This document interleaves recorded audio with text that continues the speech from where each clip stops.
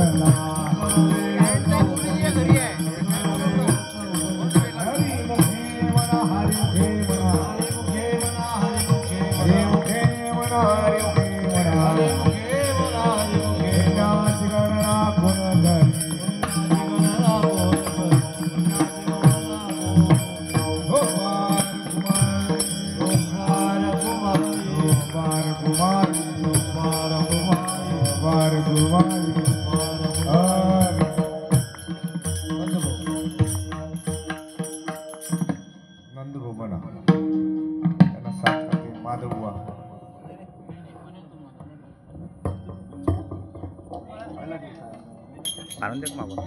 Bangun parang dia ketemu. Soalnya dia lagi.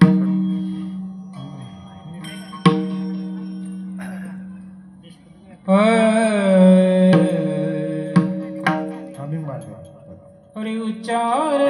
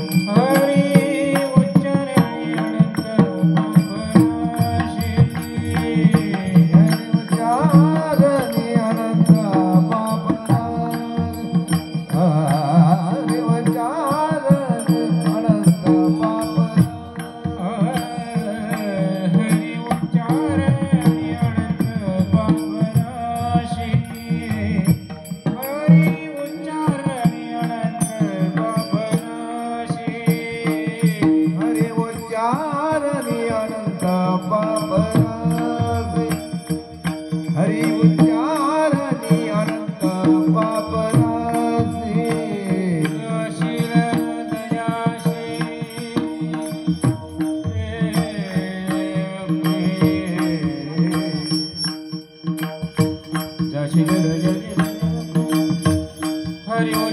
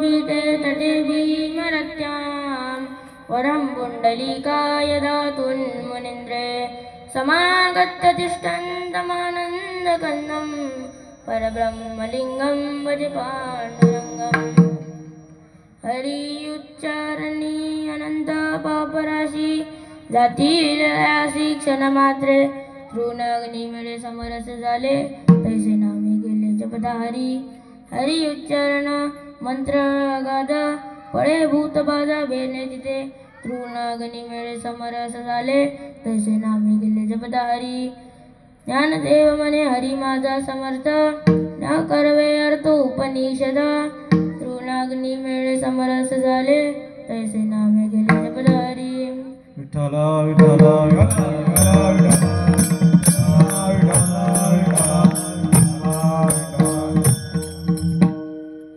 ओम नमो ज्ञानेश्वरा करुणा करा दयाळा तुमचा अनुग्रह लादलो पावन झालो चराचरी सेवे लागी सेवक झालो तुमच्या लागलो निज चरण अहो स्वामी तुकया देवा यावरी न करावा वेरू वसुदेव सुतं देवं कंसचानूरमर्दनं देवकी परमानन्दं कृष्णं वन्दे जगद्गुरुं मनोजवं माततुल्यवेगं जितेन्द्रियं बुद्धिमतां वरिष्ठं वतात्मजं वानरयूतमुख्यं श्रीरामदूतं शरणं प्रपद्ये लोकाभिरागं रणरङ्गधीरं राजीवनेत्रं रघुवञ्जनाथं कारुण्यरूपं करुणाकरन्तं श्रीरामचन्द्रं शरणं प्रपद्ये विठ्ठल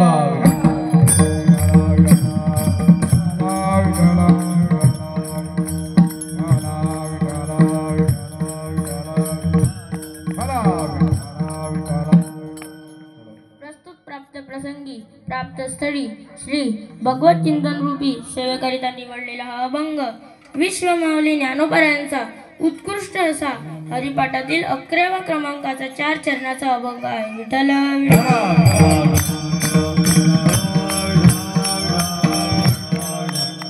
चिंतनाला प्रारंभ करण्यापूर्वी एक छोटासा परिहार तो असा की आपल्या या गिरडकर काकाजीकडे गेल्या 4 तारखेपासून म्हणजे कालपासून सुरू असलेला भागवत पारायण सोहळा व ज्ञानयज्ञ सोहळा त्यामध्ये माझ्या वाटेला आलेली कीर्तन सेवा ही मी माझे भाग्य समजतो. तसेच आज तुम्ही सगळे या कीर्तनाला उपस्थित राहिले त्याबद्दल तुमचे सुद्धा आभार मानतो आणि सेवेला प्रारंभ करतो. विठ्ठल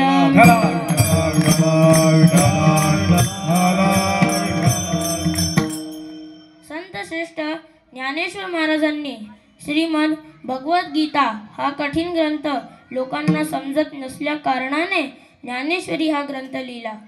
परंतु दिक्कत अशी झाली की आपल्याला ज्ञानेश्वरी देखील समजत नाही. काही जणांना तर माहीत सुद्धा नाही की ज्ञानेश्वरी म्हणजे काय. तर ज्ञानेश्वर महाराजांनी आपल्याकरिता हरिपाठ निर्माण केला. या हरिपाठामध्ये विश्वातील प्रत्येक गोष्टीचं व प्रत्येक घटनेचं ज्ञान आपल्याला हरिपाठामध्ये बघायला मिळतं. तसेच आजच्या या अभंगामध्ये माऊली चुकीच्या कर्मांपासून मुक्त व्हायचं असेल, पापांपासून मुक्त व्हायचं असेल तर काय केलं पाहिजे त्याचे उपाय सांगतात. विठ्ठल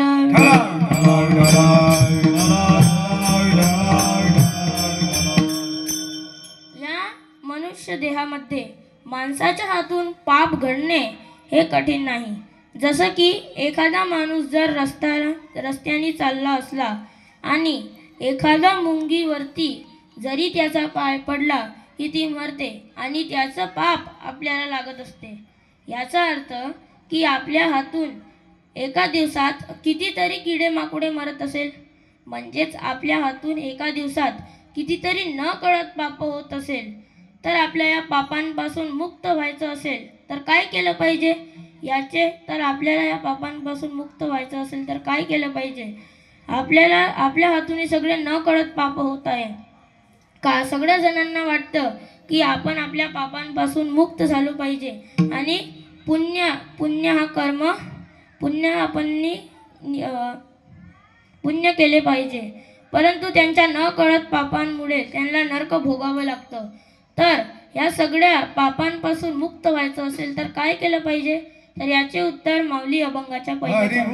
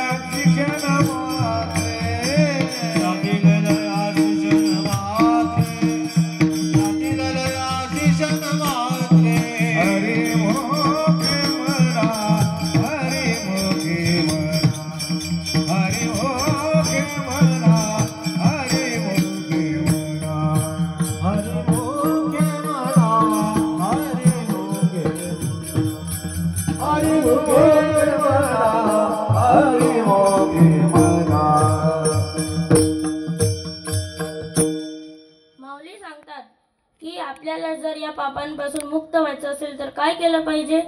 ते म्हणजे आपण हरिनामस्मरण केलं पाहिजे. कारण जन्माला आलेल्या सगळ्याच साधू संतांनी कलियुगामध्ये पाप निवृत्तीसाठी व चुकीचे कर्म निवृत्त करण्याकरिता भगवंताचं नामस्मरणच म्हटलेलं आहे. कारण सतयुग, त्रेतायुग आणि द्वापर युग या 3 युगांमध्ये चुकीचे कर्म व पापांपासून मुक्त व्हायचं असेल तर मोठमोठे यज्ञ करावे लागत होते. जे यज्ञ महिनो चालायचे ते कलियुगामध्ये एका नामस्मरणाने संपन्न होतात.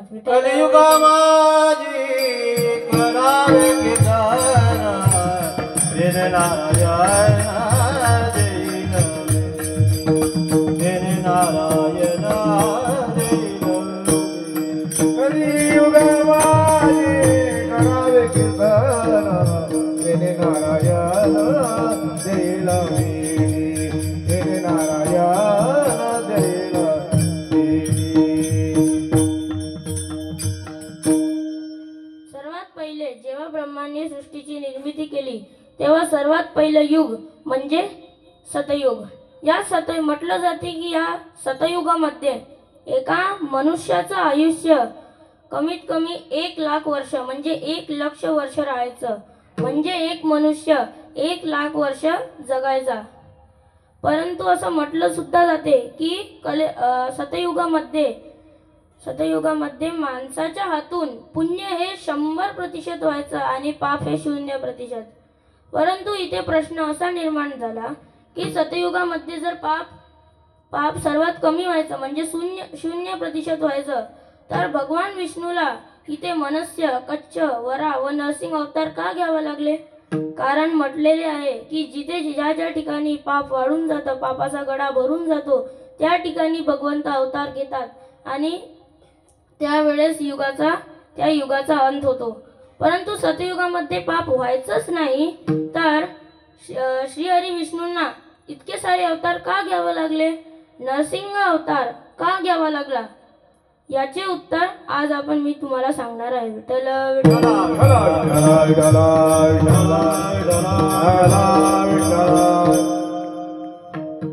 जेव्हा ब्रह्माने सृष्टीची निर्मिती केली तेव्हा त्यांनी माणसांसोबत प्रकृतीसोबत दैत्यांची सुद्धा निर्मिती केली आणि त्यामधून एक दैत्य होता ज्याचे नाव होतं हिरण्यकश्यपू. आपण सगळ्यांना तर माहीतच आहे की आपण होळी कशासाठी मनवतो. हिरण्यकश्यपूला नामाचं महत्त्व कळतच नव्हतं. त्याला तर माहीतच नव्हतं की श्रीहरी विष्णूचे नाव घेतल्यानंतर आपल्यासोबत काय होते आणि काय नाही. त्याला श्रीहरी विष्णूचे नामस्मरण करणं आवडायचंच नाही आणि जो कोणी त्याच्या राज्यात भगवंताचं नामस्मरण म्हणजे श्रीहरी विष्णूचं नामस्मरण करायचा तो त्याला मारून टाकायचा. म्हणजे त्याला खूप क्रोध येत होता की कोणी त्याच्या राज्यात त्याच्या अलावा भगवान विष्णूचं नाव घेत आहे म्हणून.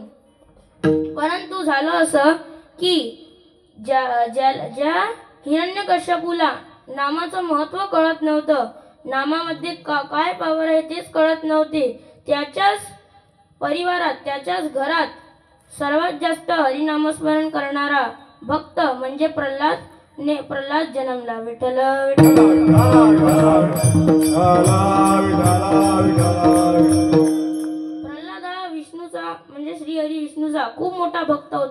तो सतत भगवंताचं नामस्मरण करतच राहायचा. त्याला नामस्मरण करणं खूप आवडायचं. परंतु हिरण्यकश्यपूला खूप राग यायचा जेव्हा तो बघायचा की आपला पोरगा प्रल्हाद त्याचं नाव न घेता भगवान त्या विष्णूचं नाव घेत आहे. तर हिरण्यकश्यपूनी या प्रल्हादाचे नामस्मरण थांबवण्याकरिता किती सारे मोठमोठ्या शिक्षा दिल्या. जसं की तळलेल्या तेलात बसून देणे, नाहीतर मोठमोठ्या डोंगरातून ढकलून देणे, पाण्यामध्ये ढकलून देणे, आणि म्हणजे सापासमोर उभे करून देणे, अशा मोठमोठ्या प्रकाराची शिक्षा दिल्या. परंतु प्रल्हादाला एक खरंच सुद्धा नाही आली, कारण तो सतत भगवंताचं नामस्मरण करत राहायचा आणि हिरण्यकश्यपूला या गोष्टीवर राग यायचा. त्याने आखरी आपला प्रयास केला. तो कोणता? तर होळिकाला वरदान प्राप्त होता ब्रह्माकडून की तिला ते अग्नीने जळूच शकत नाही. परंतु प्रल्हादामुळे तिथे जेव्हा प्रल्हादाला घेऊन चितेवर बसली त्यावेळेस चिता जळली, परंतु होलिका सुद्धा जळून गेली आणि प्रल्हाद जिवंत राहिला. याला म्हणतात भगवंताचं सामर्थ्य, भगवंताच्या हरिनामस्मरणाचं सामर्थ्य. विठ्ठल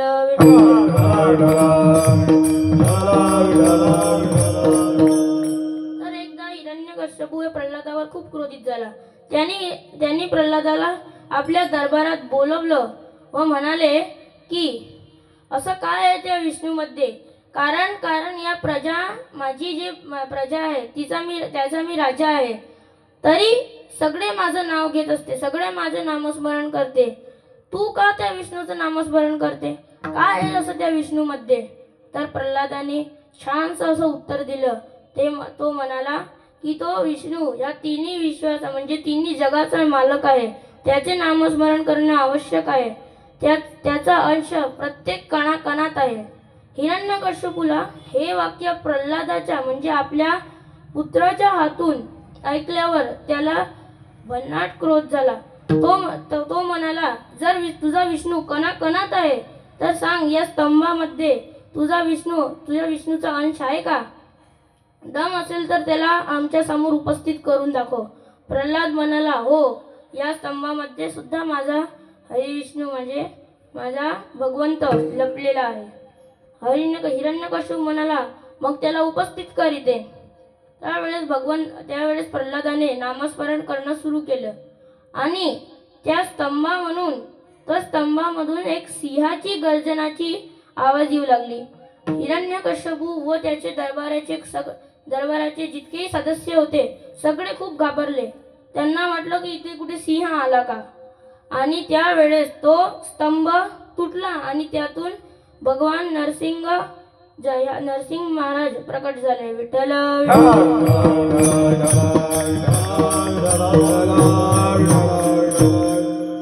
नरसिंह अवतार म्हणजे यांचं फक्त मुख आणि नख हे सिंहांचे होते आणि अर्धपूर्ण शरीर मानवाचं होतं.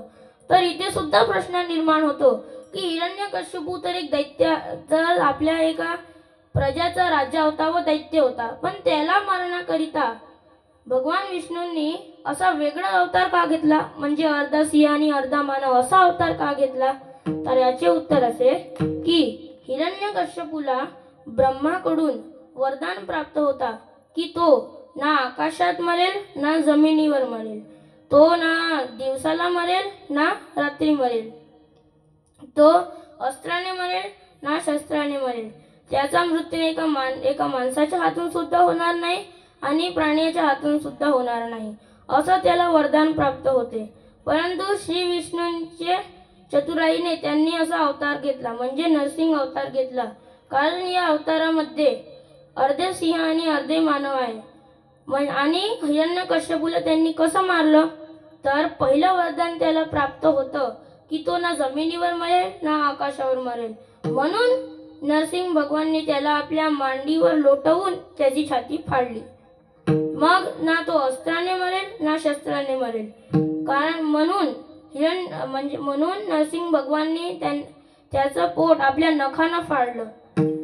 तिसरं म्हणजे तो ना दिवसाला मरेल ना रात्री मरेल. त्यावेळेस सायंकाळ होती, मधून ना दिवस होता ना रात्र होती. त्यानंतर तिसरा म्हणजे तो ना मानवाच्या हातातून मरणार ना प्राणीच्या, कारण की तो अर्धा मानव आणि अर्धी प्राणी होते. अशा चतुराई प्रकाराने नरसिंह हा अवतार घेतला आणि हिरण्यकश्यपूचा वध झाला. विठ्ठल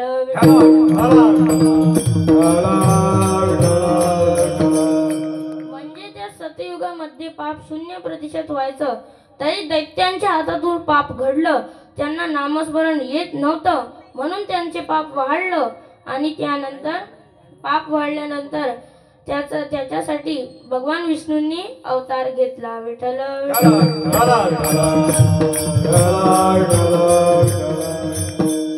त्यानंतर सुरू झालं त्रेतायुग.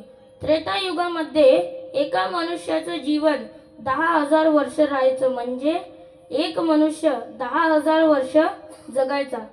तर इथे एक खूप मोठा प्रश्न निर्माण होतो की ज्याचा पोरगा स्वतः भगवंत आहे त्याच्या हातून सुद्धा पाप घडलं, म्हणजे ज्याचा पोरगा स्वतः भगवंत आहे त्याच्या हातून पाप कसं घडणार.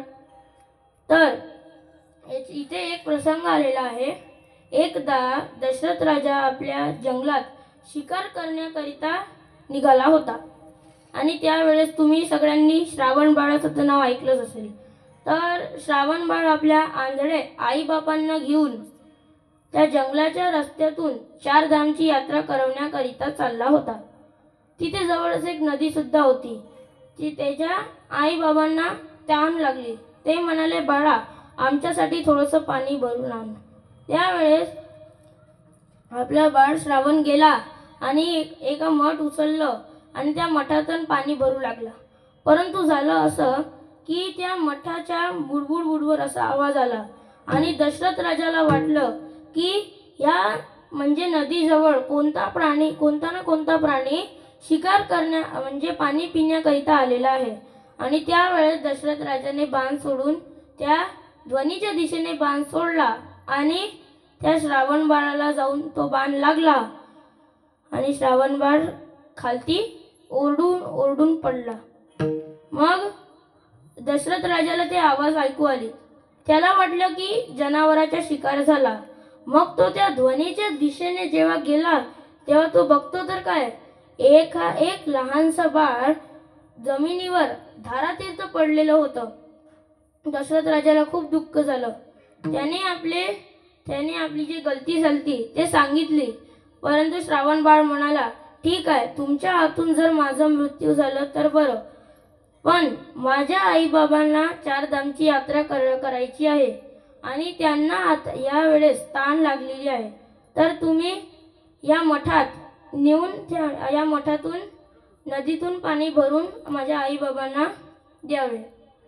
दशरथ राजा भयभीत झाला. त्याला माहीत नव्हते की श्रावण बाळाचे आईबाप आंधळे होते. त्याने माठात पाणी भरलं आणि श्रावण बाळाच्या आईबाबाजवळ गेला आणि त्यांना पाणी दिलं. त्याचे आईबाबा विचारू लागले की बाळा, का इतका वेळ लागला आणि तू ओरडलास का. परंतु दशरथ राजा भयभीत होता म्हणून तो काही म्हणत नव्हता. मग आईबाबांना काही शंका उपस्थित झाली. ते म्हणाले की जोपर्यंत तू सांगत नाही की तू कोण आहे तोपर्यंत आम्ही तुझ्या हातातून पाणी पिणार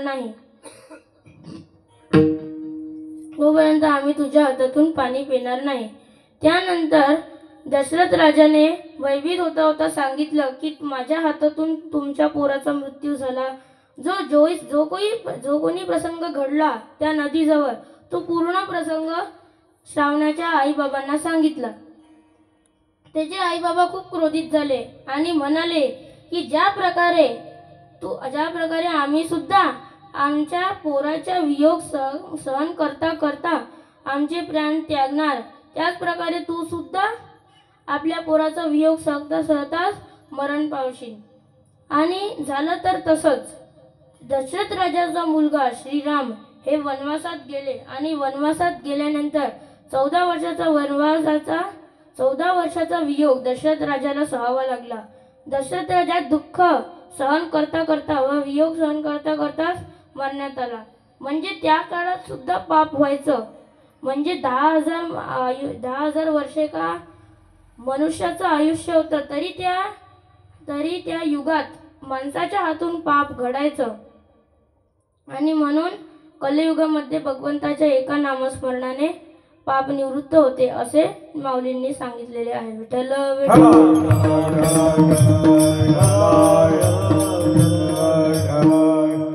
मग आलं द्वापर युग. या द्वापर युगामध्ये जेव्हा महाभारताचं युद्ध सुरू होतं त्यावेळेस श्रीकृष्णाने कौरवांच्या गटाकडे बघितलं तर त्यांना द्रोणाचार्य म्हणजे गुरु द्रोणाचार्य दिसले. श्रीकृष्ण म्हणाले की जोपर्यंत द्रोणाचार्य हे युद्ध रणांगणात उभे आहेत तोपर्यंत त्या कौरवांवर विजय प्राप्त करणे हे शक्य नाही. त्यांनी आपणनी अशी योजना करायला पाहिजे जेणेकरून गुरु द्रोणाचार्य शस्त्रत्याग करणार. मग श्रीकृष्णाने एक योजना बनवली. कौरवांच्या गटात अश्वत्थामा नावाचा म्हणजे द्रोणाचार्याचा मुलगा तर होताच, सोबत एक हत्ती सुद्धा होता. श्रीकृष्णाने भीमदादाला सांगितले की तुम्ही जा आणि त्या अश्वत्थामा हत्ती मारा आणि द्रोणाचार्य समोर जाऊन सांगा की अश्वत्थामा हताः. भीमदादाने त्या योजनेप्रमाणे सगळं बरोबर केलं. त्यांनी अश्वत्थामा नावाचा हत्ती मारला आणि द्रोणाचार्याकडे जाऊन म्हणाले की अश्वत्थामा हताः.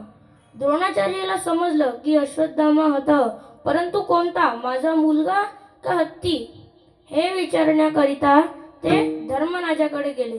परंतु श्रीकृष्णाला माहीत होते की द्रोणाचार्य आपल्याजवळ हे विचारण्याकरिता न येता धर्मराजाकडे विचारण्याकरिता जाणार. म्हणून श्रीकृष्णाने याचा सुद्धा उपाय शोधून काढला होता.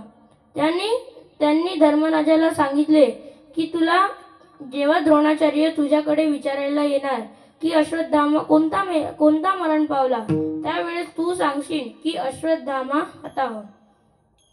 परंतु द्रोणाचार्य म्हणाले की भलेही आम्ही युद्ध हारेल किंवा आम्ही आमचे प्राण त्यागणार परंतु मी खोटं बोलणार नाही, कारण त्यांचं सत्य मिळत होतं.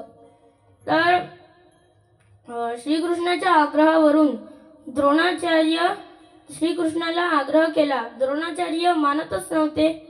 तर श्रीकृष्णाने शेवटमध्ये म्हटले की मी या जगाचा मालक आहे, माझ्या आज्ञेनुसार या जगात कोणतीच मानवी हालचाल होऊ शकत नाही. मी सांगतो तुला कमीत कमी तू अर्ध तरी खोटं बोलशील ना. धर्मराजाने विचार केला व म्हणाले ठीक आहे, मी फक्त अर्ध खोटं बोलेल. तर द्रोणाचार्य धर्मराजाजवळ आले आणि म्हणाले की अश्वत्थामा मरण पावला परंतु कोणता, हत्ती का माझा पुत्र. तर धर्मराजा म्हणाले अश्वत्थामा हताः नरोवा कुंजरोवा इतकं म्हटलं. परंतु अश्वत्थामा हताः नरो एवढंच वाक्य द्रोणाचार्याचं ऐकू गेलं. बाकी जे कुंजरोवा एवढा शब्द होता तो श्रीकृष्णाच्या वाद्य गर्जनामुळे धर्मराजाला ऐकूच नाही गेला आणि शेवटमध्ये द्रोणाचार्यांनी शस्त्र त्याग केला. विठ्ठल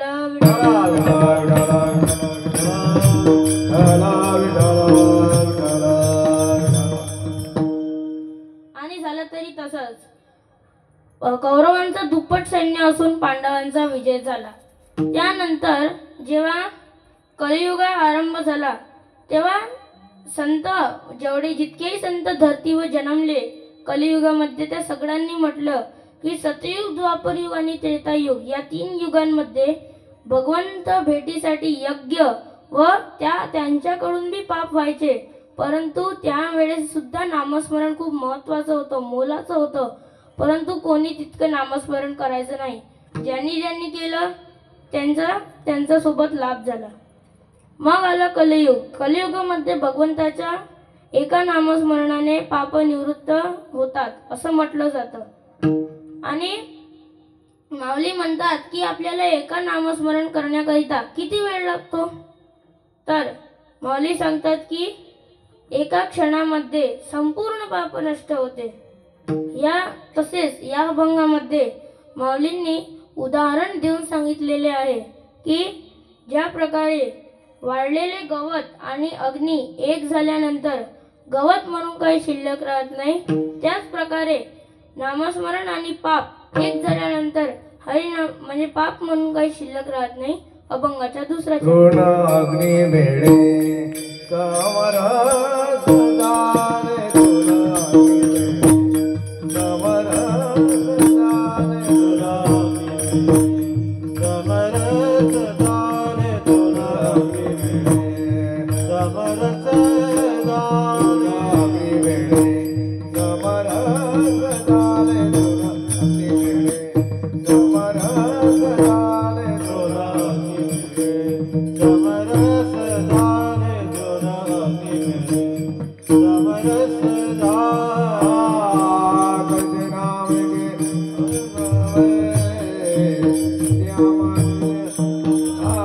हरे मोगे बना हरे मोगे बना हरे मोगे बना हरे मोगे बना कैसे नाम के ने जपता हरे हरे मोके बना हरे मोके बना हरे मोके बना हरे मोके बना. ऋण अग्नीमुळे समरस झाले तैसे नामे केले जपता हरी. जगामध्ये कितीतरी तीर्थक्षेत्र असेल जिथे गेल्यानंतर पाप निवृत्त होते. जसं की काशी क्षेत्र पवित्र आहे. आपण सगळ्यांना तर माहीतच आहे ही काशीमध्ये प्रत्यक्ष भगवान शंकराचा निवास आहे, म्हणून काशी क्षेत्र हा पवित्र आहे. दुसरं म्हणजे हिमालय पर्वत सुद्धा पवित्र आहे. तिसरं म्हणजे गंगा नदी पवित्र आहे. आपण सगळ्यांनी ऐकलेलंच आहे की गंगा नदीमध्ये स्नान केल्यानंतर आपण आपल्या पापांपासून मुक्त होत असतो आणि पुण्याची प्राप्ती करतो, म्हणून गंगा नदी सुद्धा पवित्र आहे. त्यानंतर चंद्रभागा सुद्धा पवित्र आहे. म्हटलं जाते की चंद्रभागा आणि पंढरपूर डोळ्यांनी जरी बघितलं तरी आपले पाप नष्ट होत असते. आळंदी देवनगरीमध्ये पाय जरी ठेवला तरी आपले संपूर्ण पाप नष्ट होत असते. परंतु कितीही मोठे तीर्थक्षेत्र असले ते फक्त आणि फक्त आपले वरवरचेच पाप नष्ट करू शकते. फक्त आणि फक्त भगवंताचं नामस्मरणच एक असा उपाय आहे जे पापाचं मूळ बीज आहे, जे पापाची वासना आहे ते घालवतं. आणि हेच माऊली अभंगाच्या तिसऱ्या चरणात हरी उच्चारणी मंत्र हरी उच्चारणी मंत्र हरे उजाले मंत्र पयागा हरे उजाले मंत्र पयागा हरी उच्चारणी मंत्र पयगा हरी उच्चारणी मंत्र पयगा हरे उजाले मंत्र पयागा हरे उजाले मंत्र पयागा पळे भूतवाना हे नेते थे पळे भूतवाना हे नेते थे हरी मुझे बड़ा हरी मुझे बड़ा हरी मुझे बड़ा हरी मुझे बड़ा हरे भूतवाला हे देले हरे भूतवाला हे देले हरि ओके बना हरि ओके बना हरि ओके बना हरि ओके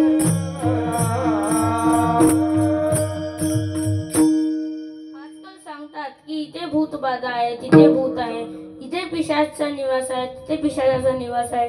हे सगळे म्हटलं जाते की सगळे फसवी आहे. आणि असं जरी वाटलं तर ज्ञानेश्वर माऊलींनी सरळ उपाय सांगितलेले आहे की हरी उच्चारणी मंत्र पयागाद बळे भूतबाधा बेने तिथे. म्हटलं जाते की नामाच्या प्रभावाने दोन प्रकारची बाधा नष्ट होत असते. पहिली म्हणजे कल्पनेची बाधा आणि दुसरी म्हणजे पिशाच बाधा.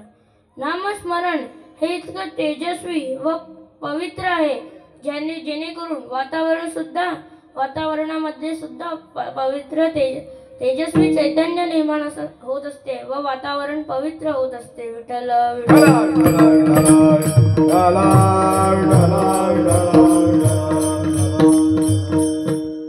सूर्य निघाला की अंधकार जातो, म्हणजे तसेच त्याप्रमाणे भगवंताच्या नामस्मरणाने वातावरण तेजस्वी व पवित्र चैतन्य निर्माण होते. अशा ठिकाणीवरून भूत पिशाच सुद्धा पळ काढतात, तिथून पळून जातात आणि कल्पनेची बाधा नष्ट होते. कल्पनेची बाधा न होणे काही ही संत मंडळी सुखी असो. असा ताकदवान पांडुरंग ज्याची मोजपान स्वतः उपनिषदा सुद्धा करू शकत नाही, तेच माऊलींनी अभंगाचा 14 चरणात ज्ञानदेव मने हरि माझा ज्ञानदेव मने हरि माझा ज्ञानदेव मने हरि माझा ज्ञानदेव मने हरि माझा ज्ञानदेव मने हरि माझा ज्ञानदेव मने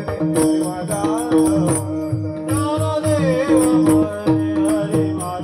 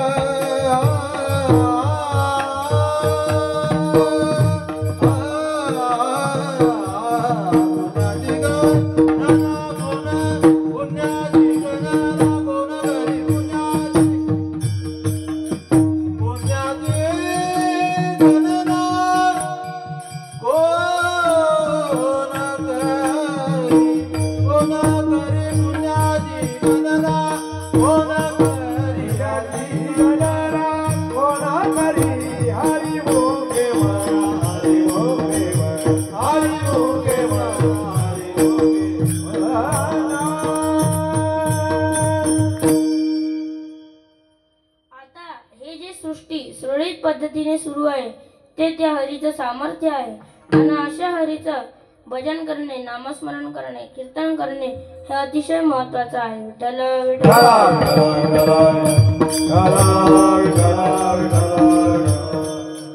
चाले शरीर कोणाची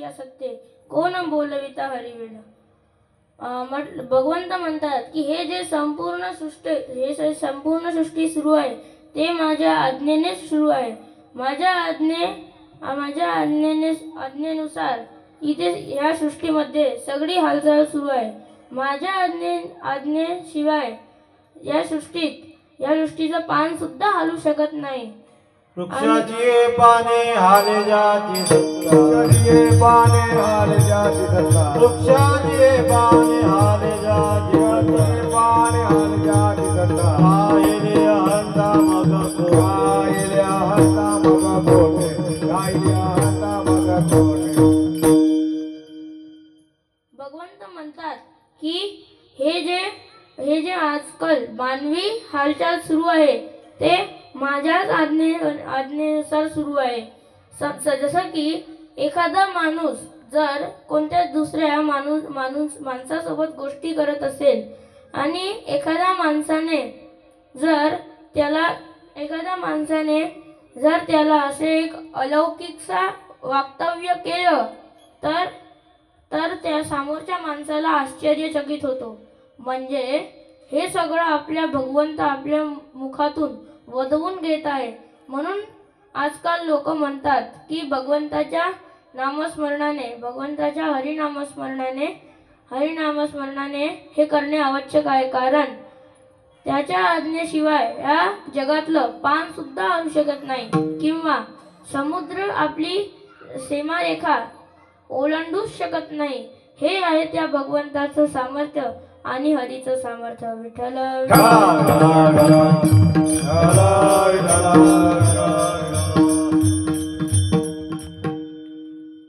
आज ज्या प्रकारे भगवंताने मला बुद्धी दिली त्या प्रकारे मी आज बोलण्याचा प्रयत्न केला. जे चांगलं वाटलं असेल ते नक्कीच घेण्याचा प्रयत्न करा आणि जे चुकीचं वाटलं असेल ते माझ्या बुद्धीचा दोष समजून मला माफ करा. आज या आपल्या गिरडकर काकाजीकडे भागवत पारायण सोहळा व ज्ञानयज्ञ सोहळा सुरू आहे. ते कशाच्या निमित्त तर आईच्या पुण्यस्मरणानिमित्त. कारण आईची जागा या जगात दुसरे कोणीच घेऊ शकत नाही. आ म्हणजे आत्मा आणि ई म्हणजे ईश्वर. याचे मूर्तिमंत उदाहरण म्हणजे आई. आईमुळे आपल्या जीवनाला अर्थ प्राप्त होत असते आणि हजारो चुका माफ करणारं मन म्हणजे आईचं मन. जे मन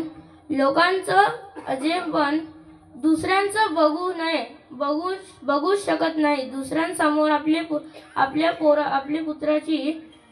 पुत्राची बुराई सुरू आहे बघू शकत नाही असं मन म्हणजे आईचं मन. प्रत्येकाच्या जीवनात आई हे महत्वाचं भूमिका बजावत असते. आईच्या मारेमाने जितके सांगितलं तितके कमी आहे. आई हा शब्दच अनमोल आहे व खूप मोलाचा आहे. आई या शब्दामध्ये संपूर्ण जग सामावलेले आहे. आई हे त्याग, सेवा व प्रेमाचे खरे प्रतीक आहे. आणि म्हणून आज आईचे पुण्यस्मरण करणे हे आवश्यक आहे व आपल्या आई वडिलांची व परिवाराची कृतज्ञता आपण सगळ्यांनी आई व वडिलांची कृतज्ञता व्यक्त करावी. सगळ्यांनी कधी ना कधी तर आषाढी पायवारी करायची आणि एकादशी करायची. तुळशीची माळ घालायची जेणेकरून आपले जे देह आहे ते शुद्ध होते व पवित्र होते. आणि आज जितका मी बोललो त्याचं जर काही तुम्हाला चुकीचं वाटलं असेल तर ते माझा बुद्धी जो समजून मला माफ करा. झालेली सेवा पांडुरंग चरणी माऊली चरणी अर्पण. सेवेला पूर्ण विराम. विठ्ठल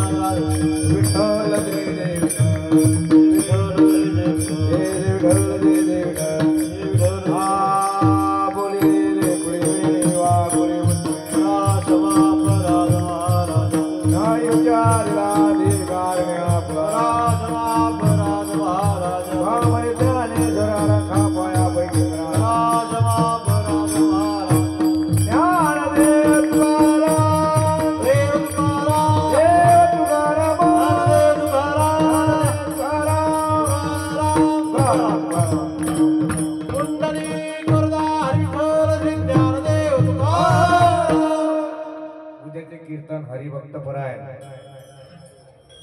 ईश्वर महाराज हागवणे यांचं होईल याच ठिकाणी। आज गोवर्धन महाराजांनी सुंदर असं कीर्तन केलं, त्यांच्याकरता टाळ्या वाजवा सर्वांनी।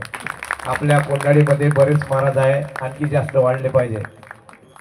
तरुण वर्ग या ठिकाणी वारकरी संप्रदायामध्ये आले पाहिजे। जोरदार टाळ्या वाजल्या नाही, आणखी वाजवा।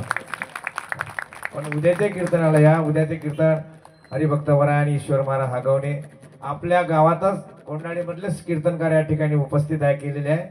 सर्वांना आपण आनंद घ्यायचा आहे, म्हणून सर्वांनी ज्या वेळेस ज्या 2 दिवसाचे गॅप आहे, उद्याला कीर्तन आहे, मग 2 दिवस कीर्तन आहे, नंतर मग 9 तारखेला आणि 10 तारखेला कीर्तन आहे, एकादशीचं जागर कीर्तन आणि पुन्हा ईश्वर महाराज उईके यांचे 2 कीर्तन शिल्लक आहे, त्याही कीर्तनाकरता यायचं। आणि शेवट गोपाल कल्याचं कीर्तन आहे, हरिभक्तपरायण गुरुवर्य दिलीप महाराज शास्त्री आळंदीकर यांचे कीर्तन आहे। मग झालेली सेवा यांनी या ठिकाणी उपस्थित केले, त्याबद्दल परिवारातर्फे आभार आहे।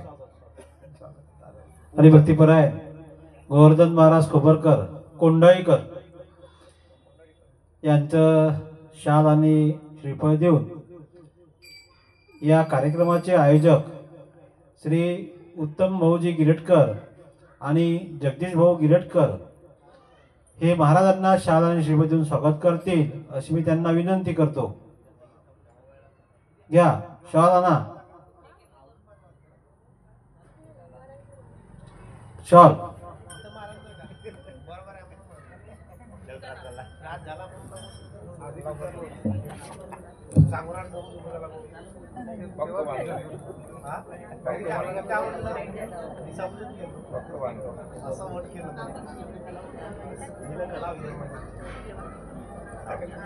उद्याची कीर्तन सेवा 7:30 ते 9 या वेळेमध्ये होणार आहे। हरिभक्तपरायण ईश्वर महाराज हागवणे यांचं उद्या हरिकीर्तन आहे। नंतर 9 तारखेला हरिभक्तपरायण ईश्वर महाराज उईके यांचं हरिकीर्तन होईल। 10 तारखेला श्री ज्ञानेंद्र महाराज खेरडे यांचं एकादशी निमित्त कीर्तन होईल आणि 11 तारखेला सकाळी 10 ते 12 या वेळेमध्ये हरिभक्तपरायण गुरुवर्य दिलीपजी महाराज शास्त्री यांचं हरिकीर्तन होणार आहे। हा सर्व ईश्वरी योग आहे आणि ईश्वर महाराजांचेच कीर्तन आहे।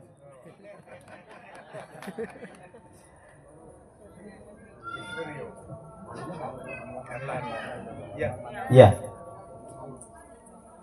घे घाल लवकर, सुरुवात घाल।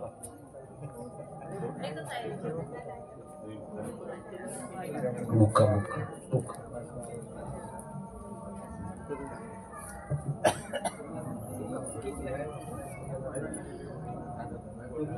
या या हो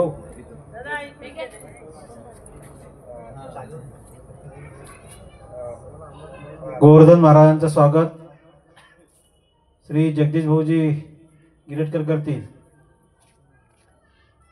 तसेच महाराजांना हार घालण्याकरता मी उत्तम भाऊजी गिरटकर यांना विनंती करू की त्यांनी महाराजांना हार टाकावा। हारी आणला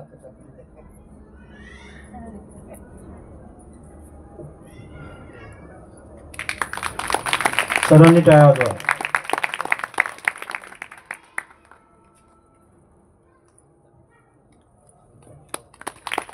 तसेच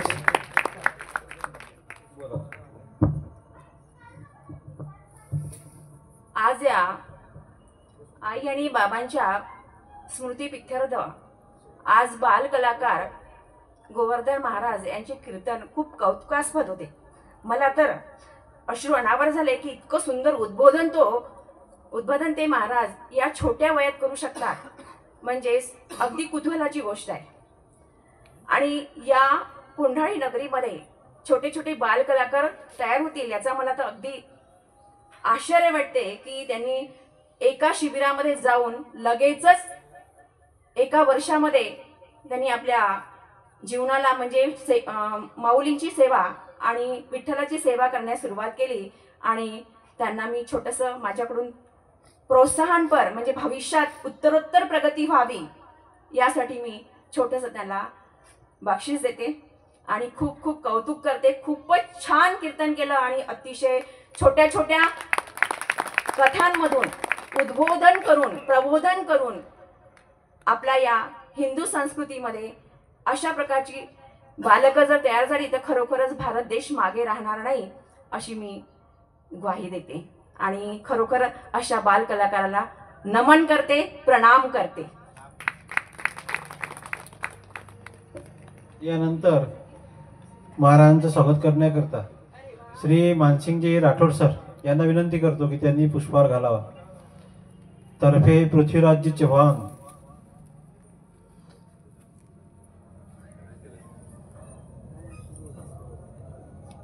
टाळ्या वाजवा सर्वांनी.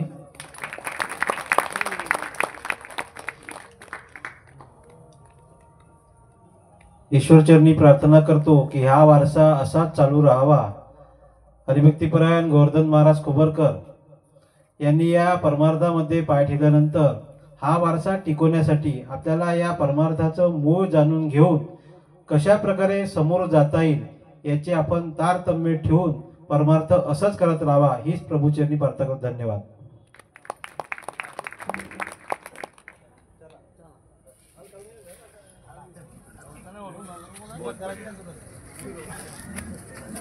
छान केलं.